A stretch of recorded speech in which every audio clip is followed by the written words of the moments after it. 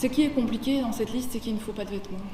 Or, on sait que nos citoyens vont sans doute vouloir donner des vêtements. Réunion de crise à Molenbeek entre les différents services communaux. Objectif, ouvrir d'ici quelques heures un centre pour rassembler les dons et coordonner le tout. Il faut aussi qu'il y ait une affiche avec un numéro de téléphone où les gens puissent contacter pour avoir les infos. J'ai déjà contacté les volontaires pour être présents. Et puis l'autre casquette fait que nous allons préparer pour les boîtes et tout ça avec nos services des ateliers. Un vrai défi moins de 3 jours après le séisme, surtout pour déterminer ce qui est primordial à envoyer et ce qui ne l'est pas.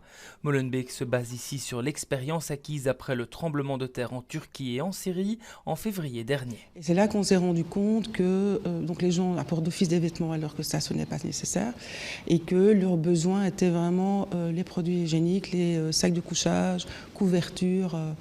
Vraiment, c'est vraiment ça qu'ils ont besoin. Au niveau du service de l'action sociale, on a ouvert le numéro 02 412 36 81 pour répondre aux questions de la population qui voudra savoir les horaires d'ouverture du centre, du point de collecte, quel type de matériel apporter. Et c'est ici, face au canal, que le centre de dons a ouvert ses portes.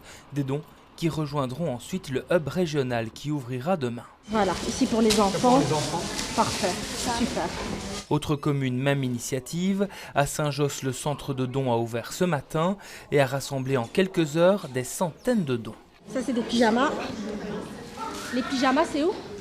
Alors ici, on collecte des couvertures, des sacs de couchage, des lampes de poche, des tentes, des vêtements en très bon état, des chaussures et des aliments non périssables. Au total, ce midi, une 70aine de caisses étaient déjà prêtes avant un départ pour le Maroc d'ici mercredi, espère-t-on. Aujourd'hui, la priorité, c'est le travail des secouristes qui font un travail héroïque. Mais nous sommes déjà en place pour envoyer le matériel et nous sommes en discussion avec les autorités. Une fois que nous aurons les blancs-seings, nous pourrons à ce moment-là envoyer tous ces dons. Partout, les dons s'organisent, un véritable élan de solidarité à plus de 2000 km du Maroc.